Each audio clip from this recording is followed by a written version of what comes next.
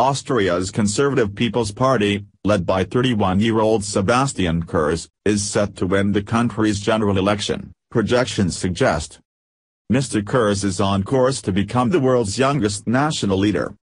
The People's Party was set to win more than 31%.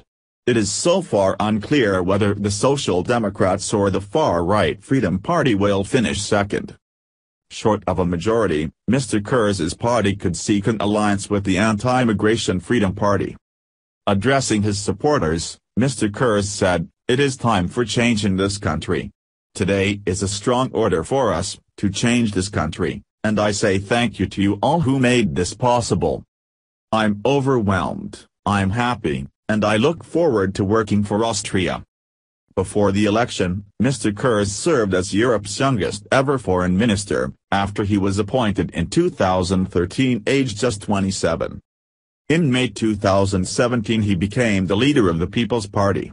He began his political career in the youth wing of the party, which he chaired before moving on to serve on Vienna's city council. Nicknamed Wunderwutzi, roughly translated, someone who can walk on water, he has been compared to the young leaders of France and Canada, Emmanuel Macron and Justin Trudeau. Much like Mr. Macron, Mr. Kurz has created a movement around himself, rebranding the People's Party, which has been in power for more than 30 years, as the new People's Party. Immigration was the dominant issue in the run-up to the vote, and Mr. Kurz moved his party to the right in the wake of Europe's 2015 refugee crisis. He appealed to conservative and right-wing voters with pledges to shut down migrant routes to Europe, cap benefit payments to refugees, and bar immigrants from receiving benefits until they have lived in Austria for 5 years. The rightward shift was seen as a response to the success of the Freedom Party, which narrowly missed out on the presidency in December when Norbert Hofer was defeated by Alexander Van der Bellen, head of the Greens. The stance proved popular with Austrian voters after a huge influx of undocumented migrants and refugees from the Middle East and North Africa. The Freedom Party accused Mr. Kurz of stealing their policies. Their candidate, Heinz Christian Streeck, has called him an imposter. Mr. Kurz is on course to win the lion's share of the vote but not a majority.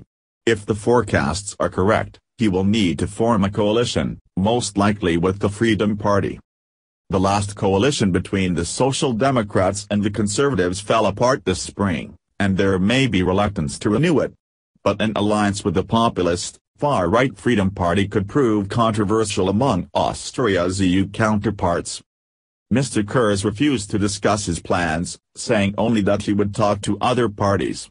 He says he wants to wait for final results. Polls have put the Freedom Party at an all-time high of 26.9%, suggesting that the European far-right is not dead after emphatic defeats in France and the Netherlands. The relative success of the Freedom Party follows an electoral breakthrough by the far-right in neighboring Germany last month. The current chancellor, Social Democrat leader Christian Kern, looks certain to lose his position after a campaign marred by several scandals, including allegations that his advisor led an online smear campaign against Mr. Kurz. Mr. Kern said on Sunday he had no intention of standing down as leader, despite the party's loss. "I have said I will stay in politics for 10 years and there are 9 years to go," he told broadcaster OBF. After a tumultuous year with internal rifts, the pro-refugee Greens Party is among several smaller parties uncertain of reaching the 4% threshold required to enter parliament.